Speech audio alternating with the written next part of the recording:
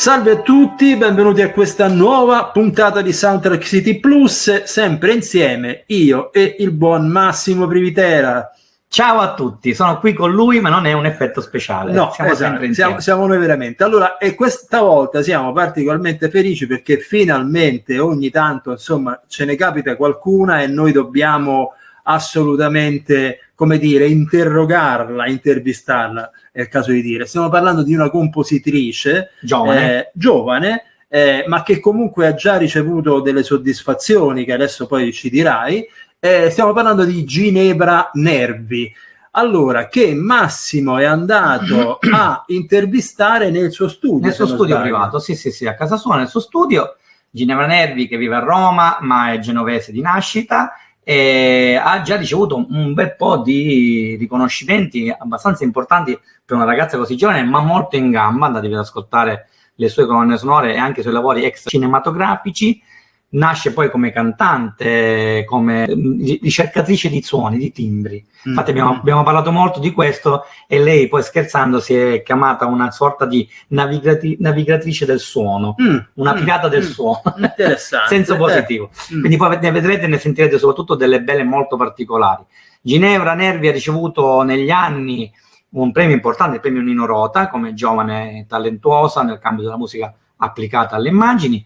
Ha ricevuto poi una nomination al Davide Donatello per la canzone Miles Away, scritta da Pio e Aldo Descalzi, che lei canta all'interno del film di Alessandro Gasman, Non odiare. Quindi e attenzione, poi, è una compositrice, ma poi è anche cantante. Ecco. Nella stessa giornata in cui ho ricevuto io il mio primo premio per i 20 anni di colonne sonore, lei ha ricevuto insieme a Pio e Aldo Descalzi un premio Festival della colonna sonora di Reggio Calabria. Nell'ultima edizione che appena trascorsa qualche mese fa. Sono andato a casa sua, abbiamo parlato tanto di musica e soprattutto dell'ultimo film con Isabella Aragonese, una sorta di action movie molto particolare, molto violento, molto brutale, dove lei ha fatto un lavoro della musica ispirandosi sulla richiesta della regista a Hit, la sfida di Elliot Goldenthal, di cui si parla sempre troppo poco. Ah, però! Come si intitola questo film? Come pecore in mezzo ai lupi, di Lida Patitucci con Isabella Aragonese, e proprio ci siamo soffermati su questa particolare colonna sonora. Quindi buona visione con Ginevra Nervi. Soundtrack City!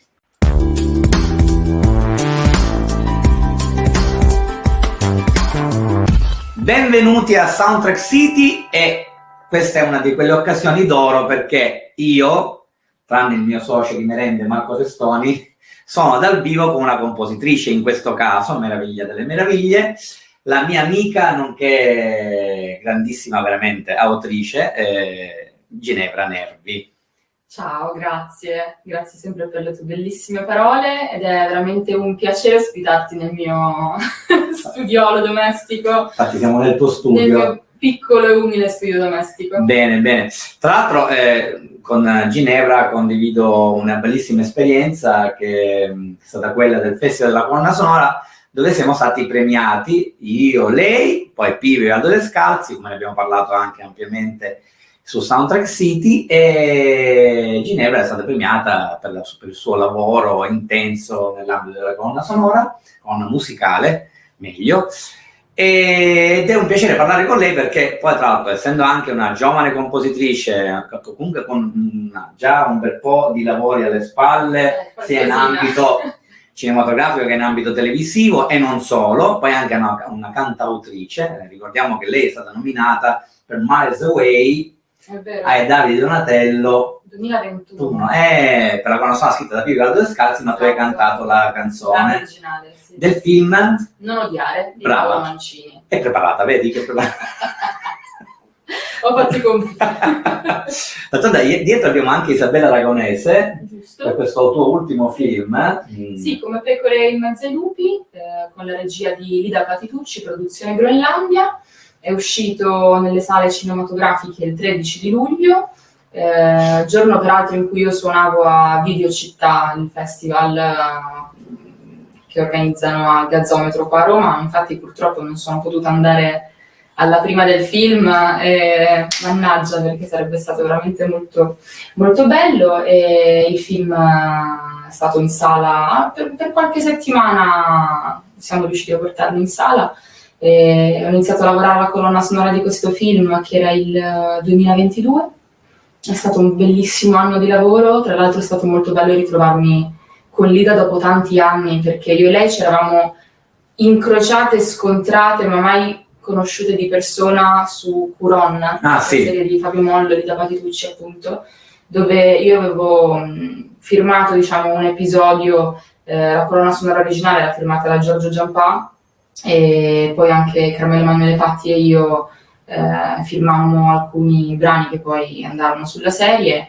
E in quell'occasione Lida venne a conoscenza della mia musica, del mio nome, e poi dopo tanti anni ci siamo ritrovate su questo progetto ed è stato bellissimo, perché si è portato un progetto molto particolare, perché poi se dobbiamo dargli una catalogazione, è un action movie. Sì, molto... è un film di genere, action movie, ma sì, è un film di genere che in effetti io aspettavo anche da molto tempo, perché è un periodo in cui era un periodo in cui avevo bisogno di esplorare delle sonorità che sono molto vicine a quello che è il mio sottomondo musicale e anche quello, diciamo, con cui sono cresciuta. Io fin da piccola ho sempre guardato tantissimi film di genere, soprattutto fantascienza, sci-fi, però anche noir, thriller, le nostre chiacchierate a Scilla,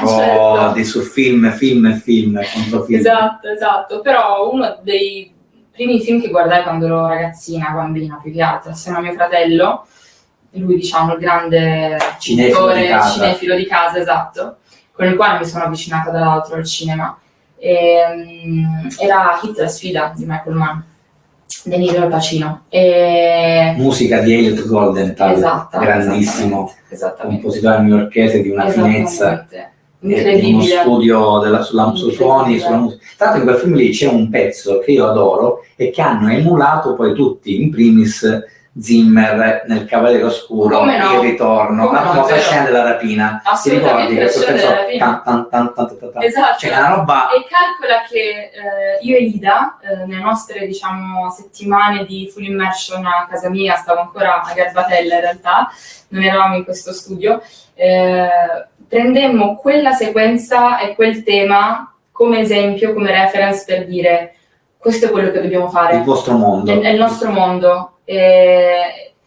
Cerchiamo di capire che cosa hanno fatto su questa scena, anche musicalmente parlando, perché è stato veramente un'apripista da tantissimi punti di vista, no? Certo. Per, diciamo, tutti i film che poi sono arrivati dopo, e questo non solo per i registi ma anche per i compositori, per chi lavora sul suono, per quello che è stato fatto su quella scena, su quel film a 360 gradi è stato è molto interessante, continua a essere molto attuale ancora oggi. Anzi, ai tempi era avanguardistico quasi, esatto. Perché poi Goldenthal è un compositore raffinato, perché è un compositore sinfonico, ma fa un uso dell'elettronica incredibile. Tu le mie da Batman e Robin, da Batman Forever, ma poi ha lavorato su Titus, che tanto mi hanno copiato anche lì tantissimi, 300 in primis, vabbè, questo.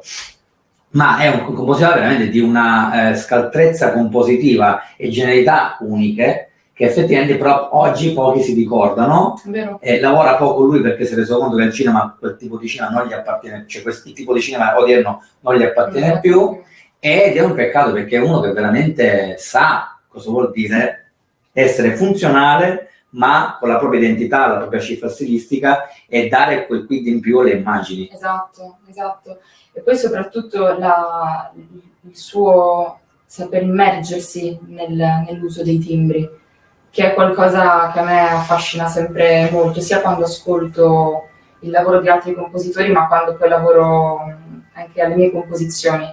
Prima ancora di pensare musicalmente a quello che posso avere, diciamo, sul pentagramma, che mi importa fino a un certo punto, prima di tutto devo sentirlo fisicamente, perché tu sei... e integrarlo soprattutto con quello che è tutta la banda del suono.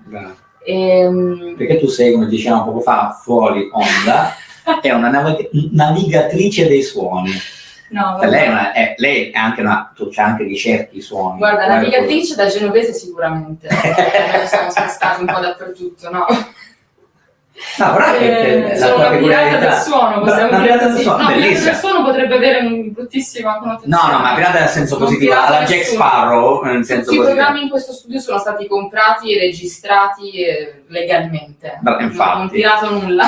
Pirata nel senso di che ti piace navigare e trovare sempre qualcosa di nuovo, studiarlo, o magari qualcosa che c'è già, ma farmi anche un bottino di guerra. Brava, vedi, ci siamo salvati incontro me, soprattutto lei. No, vabbè, ma è giusto, ma è bello, ma poi chi è che non saccheggia? Dimmi che è impossibile nel cinema, nella musica, è impossibile non saccheggiare. Quando eravamo a Scilla parlavamo di Williams e Gustav Holst. Ma poi se parliamo di cinema, Tarantino, se non fosse stato un grande ed è un grande saccheggiatore, altrui non sarebbe quel geniaccio di Knoxville che è tuttora. Quindi comunque c'è un conto è saccheggiare e far proprio, certo, e poi riportare. Ecco, un conto è rubacchiare quella. Fare drag and drop. No, drag and drop non no, ma Ginevra non è drag and drop, esatto. Guarda, ma lei invece voglio soffermarmi, a parte capire un po' con te, poi ritorneremo anche sul film, capire con te qual è la tua formazione, cioè da dove viene Ginevra Nervi, donna, autrice di musica, ricercatrice di suoni, di timbri, da dove vieni? A parte che sei genovese, esatto, questo l'abbiamo già detto. Noi abbiamo il mare in comune. Esatto, mare e montagne. No, io in realtà nasco come autodidatta per tantissime cose. Nel campo musicale, perché io ho iniziato da piccolissima, come tanti, quasi come tutti, approcciandosi a uno strumento, e il primo strumento a cui tu ti approcci sono gli strumenti che puoi trovare a casa. Se hai ad esempio la fortuna di avere degli strumenti musicali a casa, io avevo la fortuna di averne molti a casa perché mia madre, musicista autodidatta anche lei, non ha mai studiato in conservatorio, però ha studiato privatamente pianoforte, chitarra. Lei era ballerina principalmente, perché ha studiato per tanti anni invece all'Accademia Danza. E poi tu hai questa, nel DNA, oltre ad avere questa passione per la musica, ma tu hai questa postura, questo modo di muoverti molto danzante. Ho la postura da computer, purtroppo. Niente, mamma di Ginevra, volevo fare un complimento in diretto, no. Però lei è molto, cioè sembra la ballerina, si chiama la ballerina pirata. La ballerina pirata dei suoni. Esatto, molto bello. È dato il titolo della puntata. Bellissimo. Però niente, abbiamo ancora a casa questo bellissimo Petrov che regalo mio padre e a mia madre per il loro matrimonio. Io però da ragazzina vedevo il pianoforte come qualcosa di troppo classico, troppo complicato, troppo poco punk, e quindi volevo la chitarra. E avevamo una chitarra acustica di mia madre, una chitarra spagnola bellissima, e così iniziai con quella, banalmente cercandomi proprio gli accordi semplici, basi, e iniziando a suonare come tutte le canzoni che ascoltavo per radio, tanto per radio. All'epoca non c'era ancora Shazam, nulla di tutto ciò, quindi tirarsi giù gli accordi manualmente a orecchio era... infatti. E tu sei giovane, pensa un po'. Però quando io avevo 11-12 anni il mondo del web era completamente diverso rispetto a quello di oggi. C'erano già su, ad esempio, YouTube tutorial, materiale per poter approcciarsi, no? Alla musica anche al di fuori dei percorsi accademici, però molto di meno rispetto ad oggi. E dopo la chitarra acustica sono passata alla chitarra elettrica, mi hanno regalato il mio amplificatore, la mia chitarra elettrica, poi il basso elettrico. Ho iniziato a suonare con le prime band che formavo per poter suonare dal vivo i miei brani in tutti i peggio bar di Genova, per non dire di Caracas.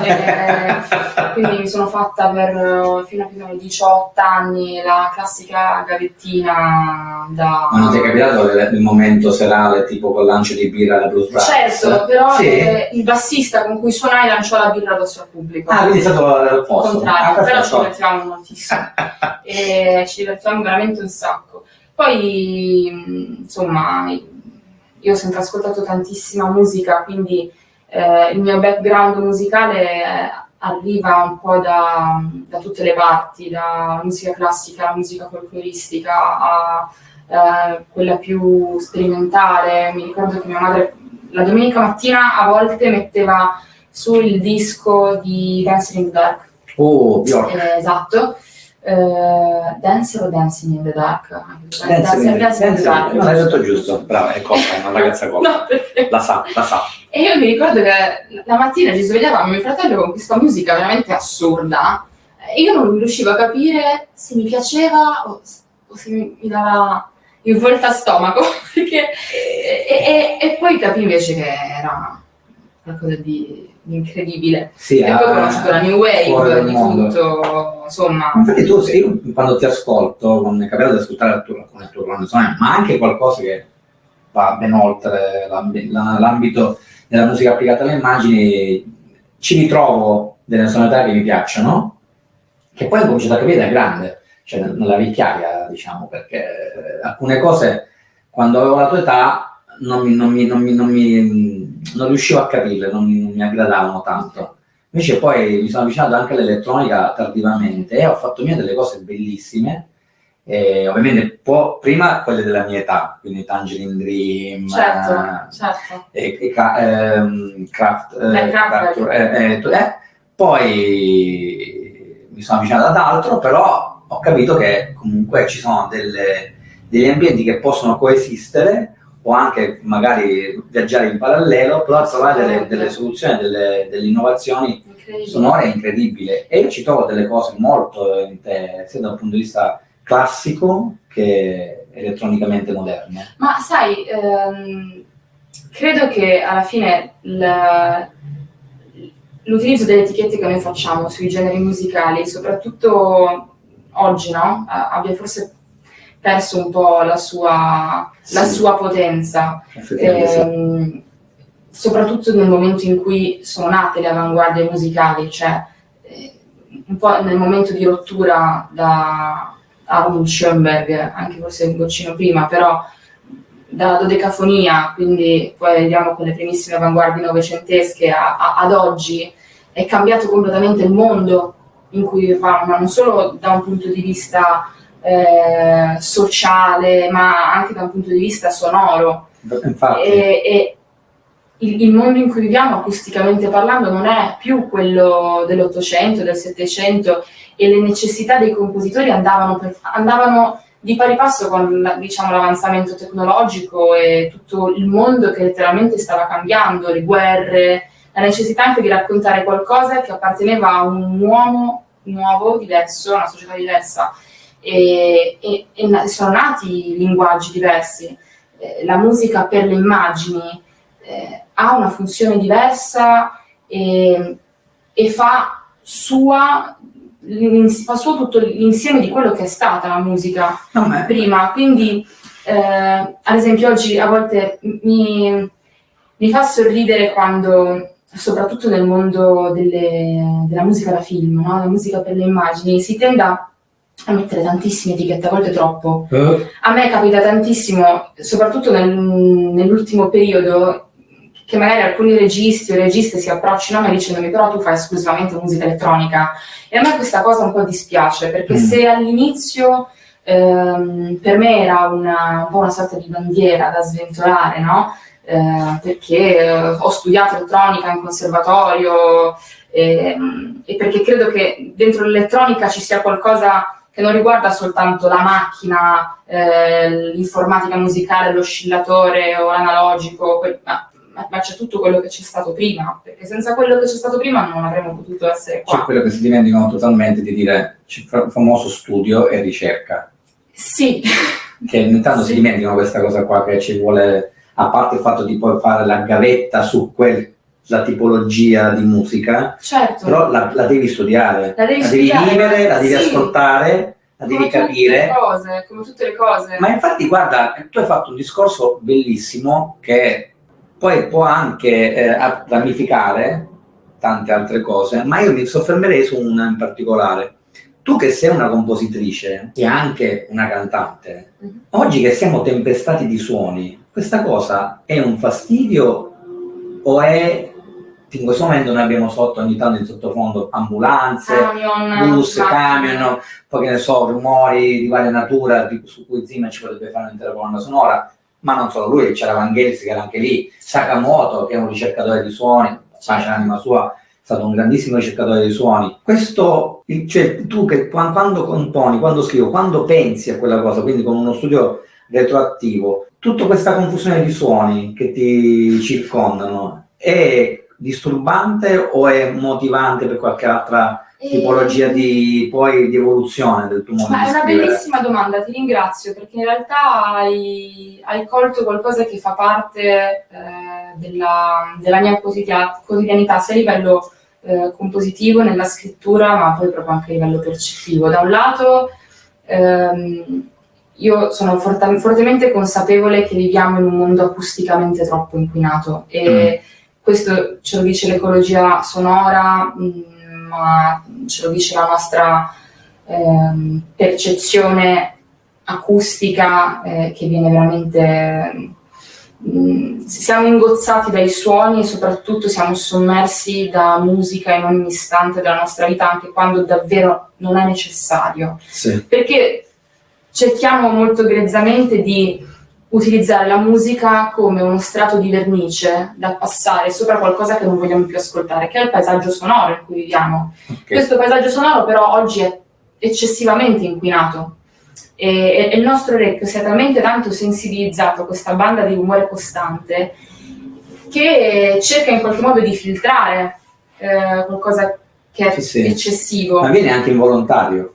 È assolutamente involontario, è un meccanismo volontario e volontario, nel senso è un meccanismo molto complesso dove udito e psiche, cervello cooperano per far sì che la nostra percezione non soccomba, perché la nostra percezione comunque è rimasta come quella degli uomini delle caverne.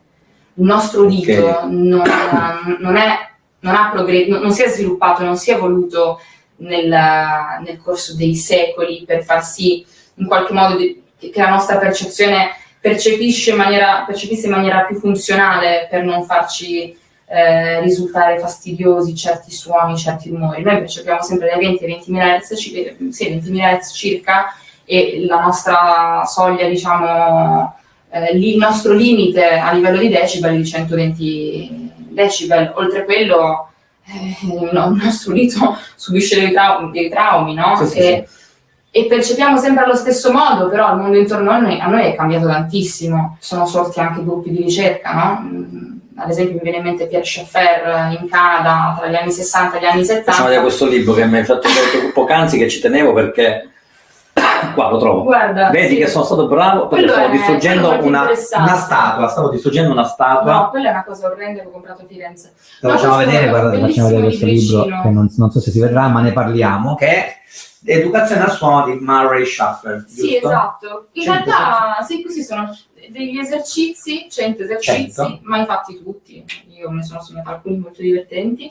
Per la pulizia dell'orecchio. Ed è interessante perché cercano di rieducarci ad ascoltare il paesaggio sonoro in cui viviamo, quindi apprezzarlo, cioè non scappare dal paesaggio sonoro e dire ok. Sono di una bellezza incredibile, tra l'altro. Ma sai, anche nel traffico della città più inquinata, che sicuramente è fastidiosa per noi percettivamente, però soltanto se iniziamo ad ascoltare il paesaggio che ci circonda in maniera attiva, consapevole, per chiunque, anche non musicista, ti può insomma far capire in che condizioni viviamo tutti i giorni, ma invece per un creativo, ecco, ascoltare il paesaggio sonoro che ti circonda può essere anche una grandissima fonte di ispirazione. Sì, un momento di supporto e aiuto. Sì, ma è una cosa che i compositori hanno sempre fatto. Cioè, 4 stagioni parlano di questo. Infatti, non è che privati all'improvviso mi sono svegliato, le sto vivendo, le voglio mettere in note. Cercare di trasporre in suono qualcosa che fa parte del paesaggio sonoro che mi circonda, oltre che a quello visivo. Però il musicista, ovviamente, per la sua natura, ha una tendenza a voler raccontare qualcosa attraverso il suono organizzato che fa parte della sua realtà acustica in qualche modo. Ha un orecchio in più, per dirla in maniera molto blanda, però è un così. udito più allenato.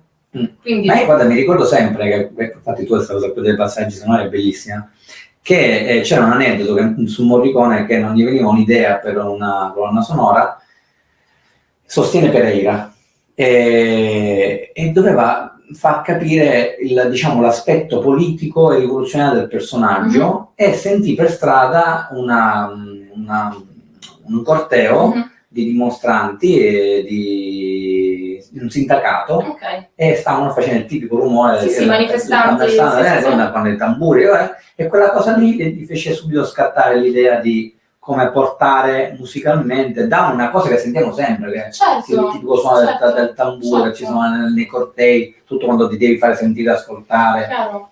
Ma perché tutto può essere suggestione per poi creare qualcosa di tuo, che tu lo faccia registrando con l'iPhone il suono della metro e poi lo metti dentro una tua composizione, che è qualcosa di molto vicino a quello che facevano i musicisti di musica concreta, devo dire, nel senso. Anzi, partiamo proprio da quello. Sì, esatto, mi viene in mente Schaffer, Tout de chemin de fer, quella era una composizione con tutte le registrazioni, materiale preregistrato di treni, quindi...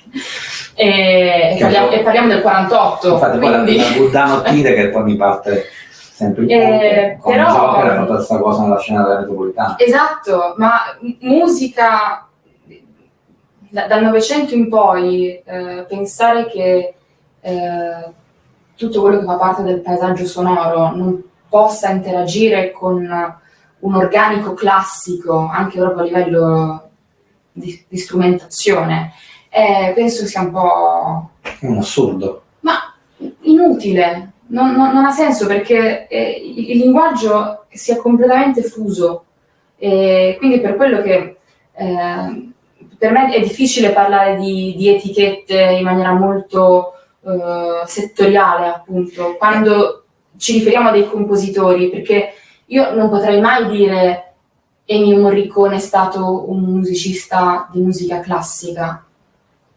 Mi striderebbe alle orecchie, perché Ennio Morricone è stato prima di tutto un grandissimo pioniere della colonna sonora, ricercatore, e ha fatto parte delle avanguardie più importanti che conosciamo, basta pensare alla nuova consonanza. Ma sì, ma come Nascimbene, che tutti pensano che sia stato solo esclusivamente un compositore sinfonico, per dargli un'etichetta, ma in realtà era quello che ricercava i suoni. Io mi ricordo il rastrello, le pentole, il cucchiaio di legno per fare i rumori della preistoria. Sì, è come se oggi avessimo fatto avessimo ghettizzato tanti aspetti della ricerca, è come se le varie sfaccettature dei compositori fossero state in qualche modo sigillate, e poi si prendesse in considerazione solo un aspetto di quel compositore lì, quindi cercando di definirlo: questo fa solo musica elettronica, questo fa solo musica sinfonica, questo fa...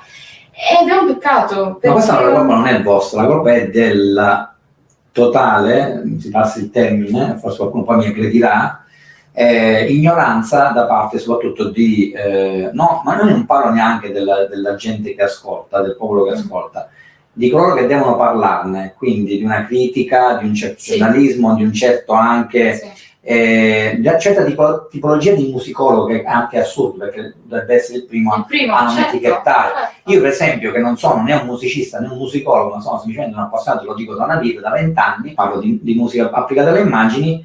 Io certe volte, quando non voglio etichettare, allora parlo da un punto di vista sensoriale e di sentimenti, quindi do quasi un'aggettivazione sentimentale a quella tipologia di musica o di suono, di timbro, di armonia o anche di melodia stessa nell'eccezione del termine. Quindi quello purtroppo è dato da un'ignoranza che certe volte dicono: allora sai, quello ha scritto, ci ha messo un tamburo, allora è musica etnica. Sì, è una limitazione addirittura questa al timbro, come se il timbro di uno strumento identificasse un genere musicale, quindi ancora più ghettizzante, secondo me. È triste vedere quando poi questa abitudine precluda lo stesso creativo delle possibilità di. Quindi, ma tu come parli in termini musicali con i registi quando ti approcci con loro o col produttore o col montatore, che è quello che poi in realtà è quello che sa come utilizzare la musica sul montaggio? Guarda, ti riporto una cosa molto divertente che mi disse il montatore di Come Pecore in Mezzo ai Lupi. Facciamo vedere che questa bellissima, questo bellissimo momento di sfondo fricchettone sonore, ma però bello che mi faceva questo, quando parlavi di suoni, di questo momento così meraviglioso. No, e lui utilizzò un modo per definire quello che io stavo facendo. Nel frattempo, meraviglioso. Questo momento, col movimento della pianta dietro di te che ha seguito. Abbiamo fatto una sonorizzazione in tempo live, meraviglioso. Cioè. Lui mi disse, sai che la tua musica mi ricorda lo sporco sotto le unghie su questo film. E io ci pensai un attimo e dissi, cavolo, hai ragione, perché il lavoro che stavamo facendo a livello di ricerca timbrica per il film di Lida Patitucci doveva essere proprio questa roba qua. Però guarda che andare lo sporco sotto le unghie, quindi questa cosa mi è rimasta proprio, mi ha folgorato, perché ha avuto una sensibilità, un ascolto. Ti assicuro che l'aveva detto in senso positivo, non negativo. No, certo, infatti mi sta offendendo, mi dà dello perché stavamo cercando di in qualche modo di crearci davanti a noi una palette di colori, di timbri che potessero rappresentare le immagini di questo film, e quella era l'immagine giusta, cioè era quella la direzione che io stavo prendendo e che lui aveva ricevuto sul montaggio. Quando lavoro con i montatori, per me è sempre affascinante, perché facciamo il nostro mestiere veramente è molto simile. Lavoriamo tantissimo col ritmo, no. E un bravo montatore ha anche un grandissimo senso del ritmo, credo. No, per forza, se non ce l'ha cambia il suo mestiere, perché... per me è sempre molto affascinante dialogare con loro e vedere come può il montaggio seguire la musica o viceversa, a seconda dello step, come no. Lavorare a contrasto, lavorare diciamo per traino. Sul film di Lida, ad esempio, è stato molto interessante vedere come Giuseppe, per esempio, in alcuni punti proprio ha costruito il montaggio sui brani, perché io avevo scritto già gran parte dei temi su sceneggiatura, ancora prima di vedere le immagini, e entrammo in montaggio con delle prime Giuseppe Trepiccione. Okay. E quindi lui iniziò ad appoggiare, a creare una prima, diciamo, un primo cut del film, appoggiando già musica mia, non appoggiamo mai musica di repertorio, reference. Che era quella che tu comunque avevi già scritto sulla sceneggiatura. Non ho utilizzato anche pezzi preesistenti di altre cose, sono le tue no. Solo musica originale scritta per il film. E infatti sono molto orgogliosa del lavoro che abbiamo fatto tutti e tre assieme, Lida, Giuseppe e io, perché c'è stata proprio una grandissima cooperazione e credo che poi il risultato si veda. Però sì, da questo punto di vista, quando parlo con il montatore o con il regista, la regista, in merito ai suoni, alla musica, per me è sempre difficile, perché se è la prima volta che lavoro con un regista, chiedo anche senza problemi di farmi ascoltare quello che lui o lei si ascoltano quotidianamente, anche a prescindere dal film che stanno facendo. Le referenze così almeno hanno anche dei loro sì, gusti. Ma non necessariamente referenze che possono essere utili per il film, però bisogna di capire loro come ascoltano. Così, bravo, come ascoltano, che cosa ascoltano, per conoscerli da questo punto di vista. E poi ovviamente non è un peccato mortale se il regista o la regista o il montatore hanno già una temp track. Sì, più che una temp track, quello forse potrebbe a volte essere limitante. Molto limitante, delle suggestioni a livello musicale, quindi che ne so, con Lida ad esempio abbiamo preso la sequenza della rapina di The Hit, ce la siamo ascoltata più e più volte, l'abbiamo proprio scansionata timbricamente parlando, perché volevamo capire delle cose che forse potevano essere utili su questo film, oppure essere fonte di ispirazione. Infatti poi abbiamo scritto una cosa completamente diversa, però dove la pulsazione c'era, e su quel tema c'era la pulsazione. Anzi, è la cosa che ti salta di più all'orecchio. Esatto, perché in un momento di estrema anche tensione, però di caos, magari si poteva appoggiare qualcosa di estremamente pieno. Sì, perché poi se ti ricordi è la sequenza in cui loro entrano in banca e fanno la rapina. Però è una rapina classica, esatto. nel senso anche registico. Certo, tutto quello che viene dopo, che è il delirio totale, che è la scena più bella di tutto il film, lì non c'è musica. Quindi in realtà il ritmo, anche da un punto di vista di montaggio e di regia, viene dato dalla musica lì. Certo. Dopo è il ritmo invece registico, di montaggio e attoriale. Ma lì è proprio la musica, cioè ti crea quello che sarà poi dopo, cioè ti sta dicendo guarda che ora è una semplice rapina classica, esatto, però ti tiene lì, dopo c'è il delirio più totale, la tempesta di proiettili, di follia, omicidio e tutto quanto. Quindi effettivamente è la bellezza quello, dice, quello che fate di solito voi compositori è quello che io ti preannuncio. Certo. Ciò che sta per avvenire, o quello comunque che puoi dire, puoi dare dei suggerimenti, puoi ingannarmi, puoi anche volermi portare da tutt'altra parte per poi darmi il colpo di scena. Quindi non lo so.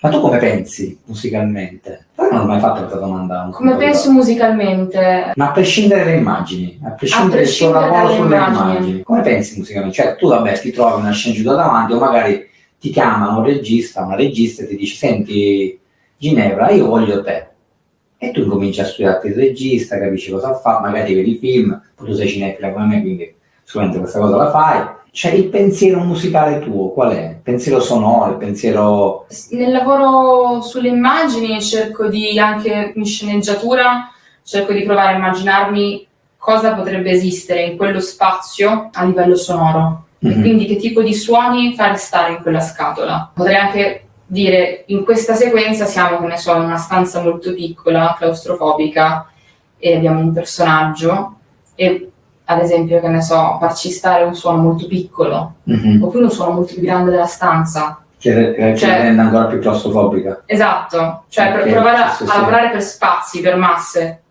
tridimensionalità da questo punto di vista. E poi la scelta del timbro, che per me è un'ossessione. Dico che è un'ossessione perché a volte invece mi trovo anche a dovermi scontrare con realtà produttive dove invece si preferisce partire dalla dimensione melodica, quindi orizzontale, o magari da quell'armonica, però tendenzialmente più melodica. La ricerca della melodia, del tema è qualcosa di molto importante. Però questa cosa ti succede più nella serialità che nel cinema, perché sai che oggi come oggi sul cinema si tende ad avere una sorta di paura dal punto di vista del tema, cioè avere il tema. Questo è un discorso annoso ormai, però e invece sulla serialità, visto che devi comunque cogliere subito l'attenzione, visto che c'è la distrazione totalizzante, tranne se fai come me, che io quando vedo una serie mi metto lì, per me non esiste più nulla. 8 ore di... full immersion, come si chiama? Beach watching. È vero che comunque nel cinema è più difficile che ti chiedano qualcosa di veramente tematico, ecco, diciamolo così. Guarda, nella mia esperienza, breve esperienza, devo dirti la verità, i registi e le registe con cui ho lavorato erano ancora fortemente attaccati a volere un tema. Il film verso il quale sto appunto andando incontro ora, che devo iniziare, la regista ad esempio ha proprio espresso fin dall'inizio, e anche la casa di produzione, la volontà di un tema. Su questo film ci deve essere il tema che torna, il tema che varia. Sulla serialità assolutamente. Quando ho lavorato con Giulia Gandini per la serie Shake, prodotta da Key-Red, lì abbiamo fatto proprio un uso molteplice della variazione del tema principale. Ora almeno 6-7 variazioni sul tema, che tornano non solo in generi musicali diversi, in stili diversi, dall'elettronica più dance a più strumentale, eccetera, eccetera. Però devo anche dirti che dall'altra parte succede qualcosa di strano, come se oggi si tendesse anche a creare una texture sonora molto poco identificabile, cioè voler lavorare eccessivamente per ambientalizzazione, quindi una grandissima musica ambient, che io adoro peraltro, quindi però mi rendo conto che canticchiarsi una colonna sonora ambient sia molto più complicato di canticchiarsi una colonna sonora dove c'è una linea melodica ben precisa e identificabile, quindi ci torna alla memoria che in qualche modo poi mi definisca anche il film e mi ricordi il film. Ok, perché ti dia anche, secondo te, un'identità da un punto di vista compositivo? Sì, assolutamente. Come può darti anche un'identità, e ha dato un'identità fare un lavoro diametralmente opposto. Se io penso, che poi è divertente, però se penso alla colonna sonora di The Thing di Carpenter, Madonna mia, non dobbiamo neanche dire chi l'ha scritta. Morricone, poi un po' diciamo aggredito da John Carpenter stesso. Esatto, però il tema di quella colonna sonora chi se lo ricorda? Io è una mononota. Bravo, dum. Io me lo ricordo molto bene, perché è talmente tanto iconico. Sì, che poi nel pezzo Humanity c'è una sorta di, che diventa quasi una melodia, cioè esatto. Viene sviluppato, però quella cosa ti ricordi è quella perché nonostante sia così semplice e claustrofobico da un certo punto di vista, però te lo ricordi, lui è stato primo su molte cose. Oggi essere primi nella creazione di un linguaggio è più complicato, perché arriviamo da un passato che è stato ricco di più.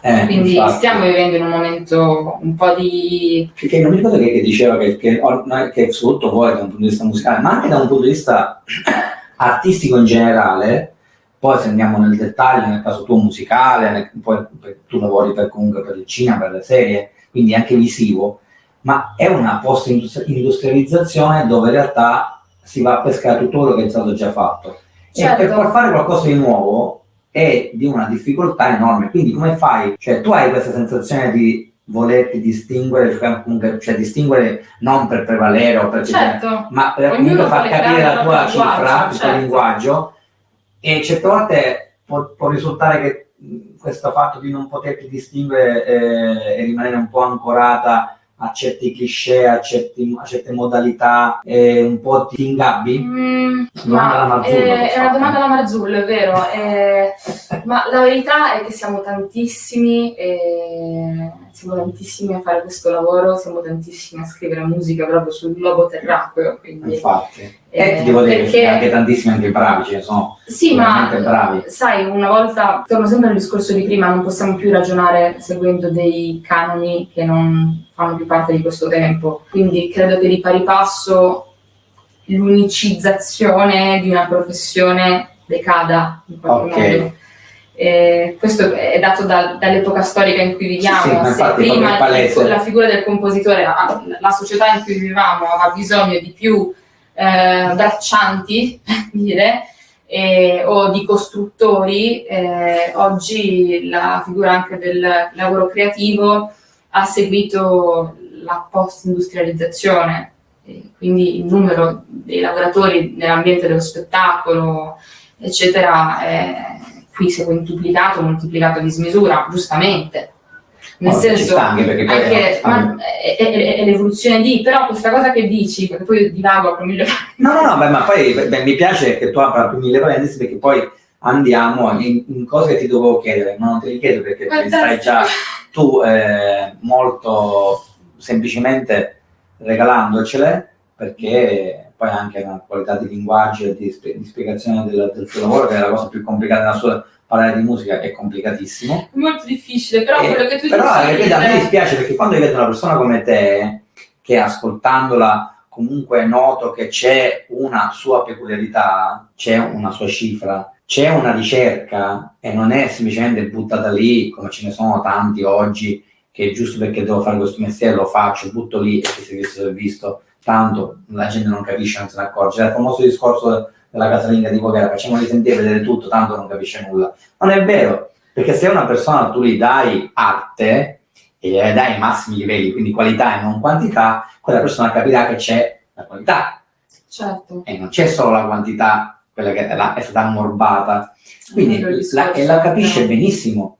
Quindi a me dispiace certe volte che, non lo faccio con tutti, te lo dico, ma non perché siamo amici e perché ti stimo, ma perché devo dire che certe persone, secondo me, io quasi provo una sofferenza nei loro confronti perché li vedo troppo ingabbiate, una sorta di frustrazione, chiamala così, forse è troppo esagerato come termine, però visto che c'è tanto, come fai a venire fuori visto che c'è tanto? Quello è un dramma, non lo so, guarda, non ti so rispondere a questa domanda. Perché è troppo complicato, perché credo che sia complesso rendersi unici in un mare di anche talenti, perché io non credo che in questa sovrapproduzione poi il prodotto di qualità non ci sia mai. È vero, c'è una sovrapproduzione incredibile, sovrapproduzione di cose inutili, assolutamente d'accordo. Però io sono anche un portabandiera del fatto che ci sono tanti talenti. Ci sono anche tantissime teste valide che lavorano e che sanno lavorare molto bene. È ovvio che in un mare, in una quantità incredibile di cose, poi distinguere quelle valide da quelle magari neanche meno valide, però che fanno parte di un mondo diverso, sì, di qualcosa di diverso, perché quello è il discorso, la funzione che hanno certi prodotti rispetto ad altri. Ci sono certi prodotti che avrebbe anche senso uscissero solo per la piattaforma e che non ha senso farli uscire per la sala. Okay, o viceversa. concordo. Certi film io li devo vedere solo in sala, non li voglio vedere sulla piattaforma. Perfetto, condivido. Come in una playlist, oggi perché purtroppo parliamo di playlist sulle piattaforme di streaming, anche se io non ho piattaforme di streaming, però quell'uso della musica di cui insomma viviamo oggi, scelgo una playlist con musica per una festa cocktail e non mi metto un disco invece di un artista che ho bisogno di ascoltare con attenzione. Perché sono due funzioni completamente diverse. Certo. E questo è il discorso, che invece oggi ci troviamo a dover scegliere e distinguere dei prodotti che sono stati messi tutti sullo stesso livello, quando non è così. No, perché quindi capire l'unicità e cercare di lavorare sulla propria personalità oggi è molto difficile, perché sei talmente tanto bombardato da stimoli di diverso tipo, origine diversa, di materiale diverso, con significato diverso, che a un certo punto mangi talmente tanto di tutto, se mangi talmente tanto di tutto, se sai mangiare, distingui e dici ok, però cosa sono io, cosa non sono io, cosa voglio essere, cosa non voglio non essere. E questo è un lavoro che però dobbiamo fare noi in primis, con la nostra anche sensibilità e onestà, più grande onestà intellettuale. E vedi, allora torniamo al concetto che tu hai espresso benissimo pochi minuti fa, che dobbiamo fare il distinguo tra intrattenimento o intrattenersi e sensorialmente, emotivamente, emozionalmente ascoltare e intrattenersi in un altro tipo, cioè concentrarsi. È quella la differenza, perché ad esempio quando parliamo di opera d'arte, che poi anche lì è comunque complicato, perché poi mi dice anche un'altra cosa che comunque potrebbe essere sempre un'opera d'arte. Ad esempio prendiamo la musica ambient, vai. Music for Airports, benissimo. Quelle composizioni sono state scritte con una funzione precisa, ok? Essere musica d'ambiente, la musica per gli ascensori, la musica per gli aeroporti, eccetera. Oggi io l'ascolto godendone di quella musica e non sono né in un ascensore né in un aeroporto. Sì, okay? Infatti. Questo non vuol dire che quella musica sia qualitativa, da un punto di vista qualitativo inferiore, però è un fatto che era nata con una funzione. Sì. E tra l'altro scritta anche da fior di musicisti e compositori, perché ne conoscono una marea che si sono poi dilettati o anche, tra virgolette, obbligati, perché poi la vita, comunque, se professionale, c'è devi sempre mangiare, come si diceva, certo. devi sempre mangiare. Brian Eno ha scritto da musica minimalista a musica decisamente non minimalista, senza doversi giustificare, credo. Senza batterci, senza ma ce ne sono tantissimi che hanno scritto anche che uno non se li immagina, ma per robe veramente che tu dici, ma perché uno scrive una roba per quella roba lì, anche infima?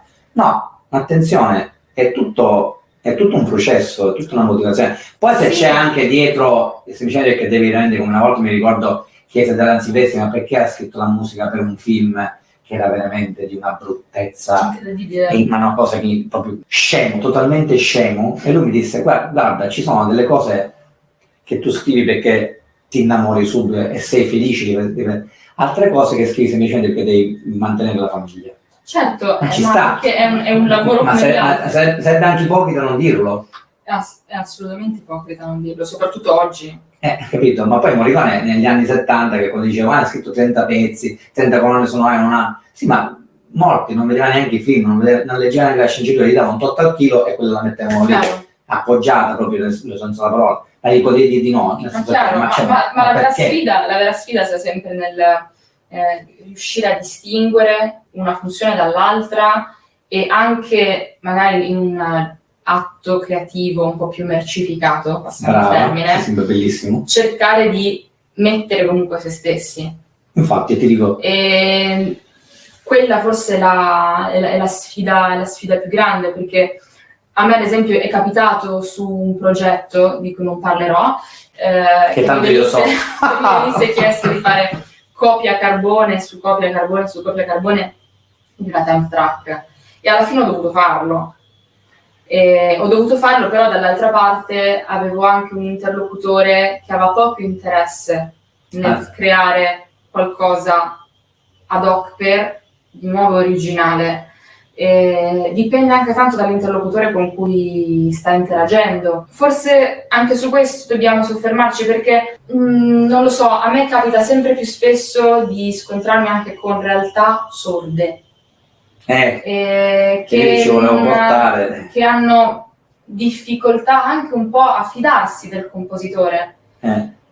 Questa è una filastrocca che continuerò a ripetere. Oggi siamo un po' diventati dei jukebox. Prima mi parlavi di temp track. La temp track, io quando mi ritrovo una temp track su un progetto ho sempre un po' di resistenza, perché quando mi trovo una reference già appoggiata, so sempre del rischio a cui posso andare incontro, che o il regista o il montatore della produzione poi si siano talmente tanto abituati, fissati su quella musica, su quel tema, che non riesci poi a fartelo in qualche modo dimenticare. Però lì non può essere soltanto la tua responsabilità, no, deve essere anche loro, anche responsabilità di chi sta dall'altra parte, che se si è affidato ad un autore, a un compositore che ha una sua cifra stilistica, devi anche cercare di volerlo comprendere, certo, e di affidarti a lui, se no allora a questo punto, ma no, uno può tranquillamente dare un gettone ad una bella libreria e utilizzare solo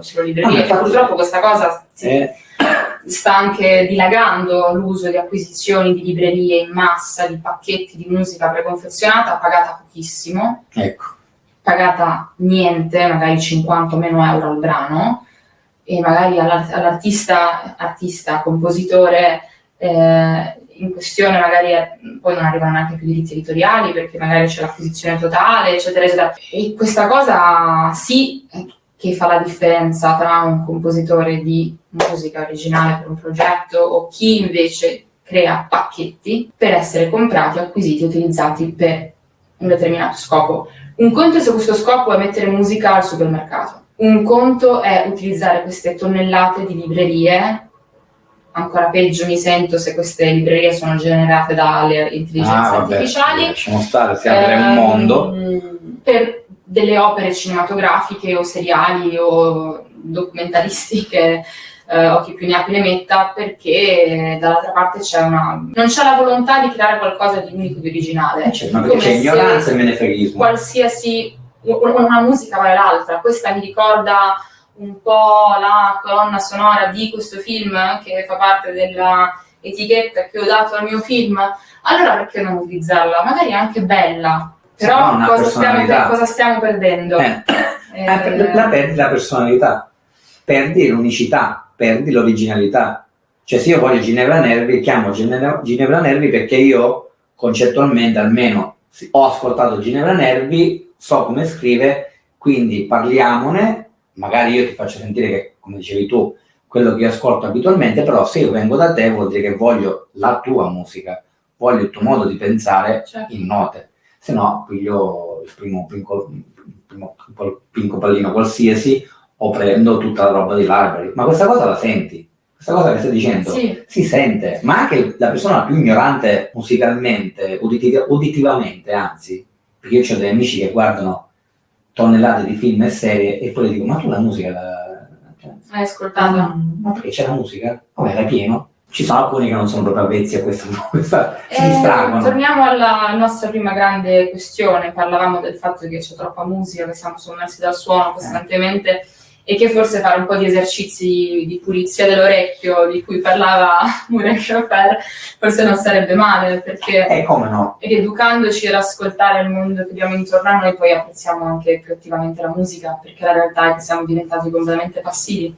Brava, nell'ascoltare la musica, ma anche nel vedere qualsiasi opera cinematografica o seriale. E poi è difficile pretendere perché a volte mi capita di avere degli scontri verbali con colleghe o non su magari l'ultimo film di Tizio Caio Semproni uscito, magari anche un titolone e io stessa dico cavolo, ma qui c'è un problema di omologazione nel voler dare la propria opinione incredibile e anche per non essere d'accordo e dire sì, questa cosa mi è piaciuta, non mi è piaciuta, non sono costretta a dover dire solo perché è il titolone della grandissima casa di produzione, sì, è bellissimo. Sì, ma guarda, Oppenheimer, anzi...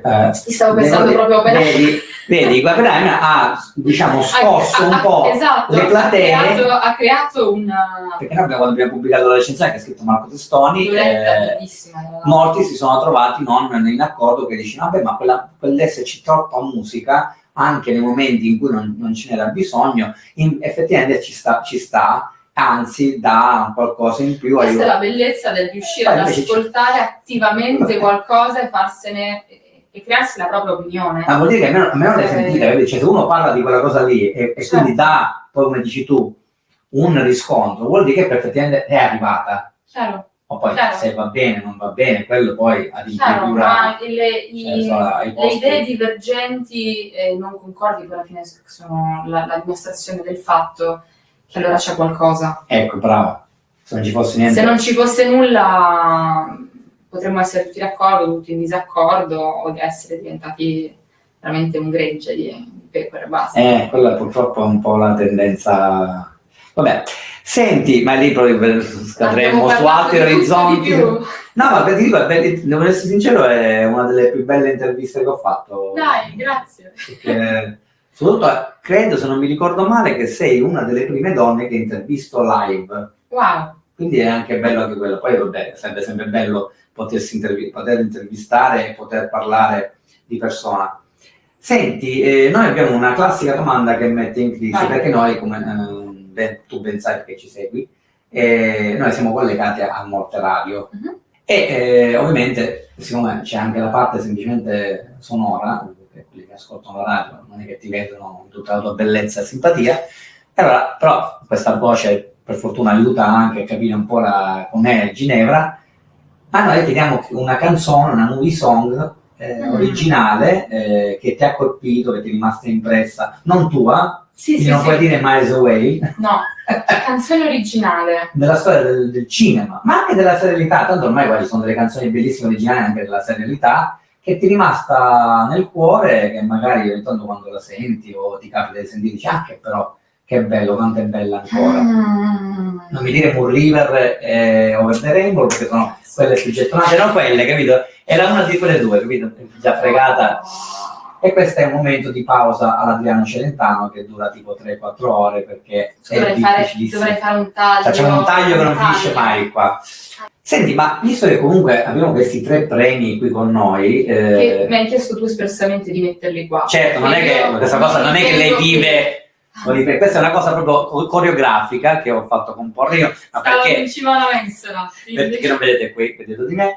No, perché ci tenevo a parlare, che comunque lei è giovane e ha già ricevuto dei premi prestigiosi, tra cui iniziamo con questo, facciamo vedere bene, sperando di non fare danni, faccio vedere il premio Nino Rota, cioè non è che stiamo parlando di un nome qualsiasi. Premio Nino Rota, guarda che bello, la musica per le immagini, Mestre TV. Nino è assistito dall'angelo della musica, Federico Fellini, quando lo disse, che è meraviglioso. Questo ti è stato assegnato lo scorso anno a Bari. In questo prestigioso premio, tra l'altro. Sì, devo dire la verità, questo premio in particolare è arrivato in maniera completamente inaspettata. Cosa che bella, no, ma davvero, anche perché da una parte penso che sia... È sempre molto bello ricevere un premio, e siamo tutti d'accordo. Sì. Io a volte poi mi metto in discussione e dico, oddio, ma perché ho ricevuto questo premio? Perché a me? Perché non a qualcun altro? Me lo merito, non me lo merito? Perché mi hanno premiato, perché non mi hanno premiato? È fatta la mia... No, ma questa poi a un certo punto smetto di farmi domande e dico, vabbè, se uno non è egocentrico... No, però è stato molto bello perché soprattutto un premio in questo ambito della colonna sonora non era qualcosa che mi aspettavo, perché comunque ho firmato già un po' di cosine, ma sicuramente non tante quanto magari altri miei colleghi, e quindi questo è qualcosa che mi rende orgogliosa e ancora con i piedi ben piazzati a terra, perché... No, sai, tutti questi premi sono o una mano dal cielo o un pericolo costante, perché o ti pianti con i piedi ben saldi per terra e allora a quel punto tu vai avanti, continui, è un elogio che anzi ti spronano ad andare ancora meglio. Sì, è un incoraggiamento, altri che sia benzina. Una sfiga totale, perché è benzina. Questi premi Oscar che non hanno fatto poi più niente dopo aver vinto un Oscar. Certo. Ma sai, secondo me bisogna essere sicuramente riconoscenti alle persone che poi ti danno un premio, però comunque appunto cercare di utilizzarlo anche come energia, appunto benzina, per dire ok, lo step successivo, ma non per rincorrere qualcosa, ma per volersi... È autostimolo. Autostimolo, sì, ma anche allora darsi una pacca sulla spalla e dire ok, forse lo sto facendo bene. Hai fatto bene, sì. Poi guardiamo, poi figurati, dato dalla tua città, da Genova. Sì, questo anche. Talento stato... di Genova 2021. Quindi dopo ti sei tolto il talento del 2021? No, me l'hanno tolto. Ah, te l'hanno tolto. Mi hanno dato questo, basta. Mi hanno dato questo e si sono presi il... questo anche è stato divertente, non è strettamente connesso al mondo della musica, però hanno premiato tantissimi altri talenti genovesi. Facciamolo vedere, perché poi tra l'altro è il problema che essendo trasparente non si vede, però se mettiamo qua davanti al volto di Ginevra sono tutte le mie le vele che facciamo volteggiare, e poi questo qua è quello che abbiamo ricevuto insieme. Questo fresco di non posso dire fresco di giornata, come le uova? No, come Frankenstein Junior. No. Il cervello. Questo spettacolo, e poi gli ha dato una roba che... Beh, sappiamo benissimo, questo qua è il festival della colonna sonora di Reggio Calabria, bellissimo anche, poi tutto il significato, anche il simbolo abbiamo spiegato nelle varie... Ti ringrazio ancora Franco Eco e Alessandro Bagnato. Ce l'ho anch'io a casa, lo ringrazio. Tra l'altro questo specifico notevole, infatti per portarlo in aereo è stato... Pensa. Però alla fine l'abbiamo portato. Infatti abbiamo fatto... Senti, ti chiedo una cosa prima di chiederti poi la canzone originale e darci saluti, già l'ho messa in crisi. Questa è una domanda che faccio spesso, però ogni tanto mette in crisi il compositore, però secondo me anche è semplificativa del fatto che se vogliamo dare un aiuto, che poi secondo me chi vede questa puntata, vede questa intervista, dice caspita, però andiamoci ad ascoltare Ginevra Nervi. E tu cosa faresti ascoltare ai nostri spettatori o a chi comunque ha visto questa puntata come tua colonna sonora? Cosa andate ad ascoltare? Poi magari qualcosa che non c'entra niente, che è extra cinematica. No, in realtà è una colonna sonora, forse una di quelle a cui sono più legata, ed è la colonna sonora di un documentario. Dante Fuga dagli inferi, regia di Sebastiano Facco, produzione Indigo Stories, è uscita nel 2021.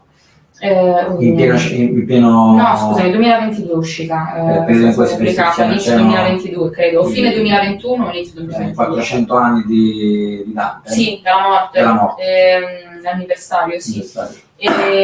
Perché su quella colonna sonora abbiamo fatto un lavoro di immersione proprio totale a livello timbrico, e ancora ad oggi credo che sia forse una delle colonne sonore che mi rappresenta di più, perché è un mix di tutto quello che sono, dalla voce all'uso dello strumento acustico, all'uso dell'elettronica, alla scrittura in senso orizzontale, che in quella verticale, che in quell'aria fuori, non scherzo. No, ma c'è. No, però sì, quella è una piccola, non è una grande soddisfazione. Quindi Dante Fuga dagli inferi. Fuga dagli inferi, che sembra un film d'azione con Sylvester Stallone. Ma non lo è. Senti, ora in fondo intanto ti ringrazio, è stato un piacere. Guarda, essere ospitato in questo studio che è di un accogliente, di un familiare, cioè poi ti sei fatta massaggiare dalla pianta tutto il tempo. Brano originale. Canzone da film originale, o da film, canzone per film, per serie originale, che ti ha colpito in particolar modo. Mi metti in crisi. Ci vediamo alla prossima puntata, tra 300 puntate avremo la risposta di Ginevra Nervi, che ringrazio veramente. Grazie. Per essere stato ospitato qui. Tipo No Time to Die di Billie Eilish, sì. Quella dall'ultimo No Time to Pond. Die è molto bella, mi è piaciuta moltissimo. Tra l'altro, vabbè, la voce di Billie Eilish è molto interessante. Sì. Quella è una, diciamo, se devo pensare a brani originali di film non troppo in là con gli anni, però quella mi era piaciuta molto, anche se non è una delle... Tu che sei una punk fondamentalmente, mi stai aiutando? una punk rock fondamentalmente, cioè tu che nasci come cantante, artista anche del panorama musica live, ma ci avrai, tu che anche sei cresciuta con tua mamma che ti faceva ascoltare Dance in the Dark di Bjork. Vabbè, Però vabbè, lì l'abbiamo citata. Bjork lì ha firmato la colonna sonora. Sì, tutta la sua totalità. Però, che ne so, un pezzo punk originale per un film. Tu mi stai suggerendo un brano originale, è incredibile questa cosa che abbiamo. No, perché sai, ti stimola. No, io sto pensando a Trent Reznor, sto pensando a Atticus Ross, a Tom York. Suspiria, esatto. Suspiria. Ha delle canzoni originali, È vero. Certo. Allora, vedi che ti ho aiutato? Grazie. Prego, grazie. E poi mi fai il bonifico. Sto pensando a Phil Collins, sto pensando a Peter Buster, ti ricordi che era bella la colonna sonora di Buster con tutte le canzoni originali? Bellissima. Oltre ai pezzi, quelli scritti da Ann Dudley, degli Arthur Quella Morris. Vale. Dai, Phil Collins, Buster, grande, non l'ha detta a me nessuno, pensa che l'ho portata. Quella, sì, dai, quella, grande, bellissima. assolutamente, è vero. Dai. È un capolavoro. Bellissima. La colonna sonora originale di Ann Dudley, degli Arthur Morris. Mamma mia. E pezzi di Phil Collins. La riascolto adesso. Vedi? Sì. Dai, è bellissimo. Bellissimo. Questa domanda comunque mette proprio in crisi, Lo so, perché noi Devi pensare ai brani originali, che poi in realtà non è vero, perché ce n'è per così. Perché non riesco a pensare a un brano originale di una serie? Questa cosa è incredibile. Sai, allora, siccome ogni tanto chiedono, ma Massimo, quali sono le tue 5 colonne sonore preferite o le tue 5 canzoni? No, io non Quando ho scritto il libro che ti ho mandato, Game of Thrones, certo. C'era la parte finale che l'editore mi ha detto, ma segnala delle canzoni originali di serie degli anni 2000. E sono entrati in crisi. Vabbè, Big Bang Theory, adoro. Ok, sì. E poi mi è venuta in mente quella che è bondiana, che è quella della Casa di Carta. Ah, come no, certo. Poi c'è quella di Regina Spector di Orange is the New Black. È vero, Regina Spector, meravigliosa. Quella è bellissima. Intanto ti ricordi che inizia con la chiusura della cella? Sì. E poi Sì. Ora mi ho messo in crisi comunque, questa è una... Devo fare introspezione su questa cosa, vuol dire che c'è un conflitto personale. No. Comunque vi incito e vi esorto e vi invoglio ad ascoltare le colonne sonore e non solo, anche la musica extra cinematica di Ginevra Nervi, perché è una persona, oltre a dolcissima, simpaticissima, poi si starebbe con lei ore a parlare di musica, ed è, devo dire, spero di non essere smentito da ascoltatori che magari fanno poi commenti come fanno solitamente, anzi vi invoglio, non lo facciamo mai, ma vi invoglio a commentare le nostre puntate, a esprimere le vostre opinioni su quello che avete appena visto. È una delle poche compositrici che ha non solo questo desiderio, questa voglia di scrivere, ma anche un bagaglio culturale, non solo musicale, incredibile, con il quale è bellissimo andare a interloquire. Grazie mille. Ciao a tutti voi.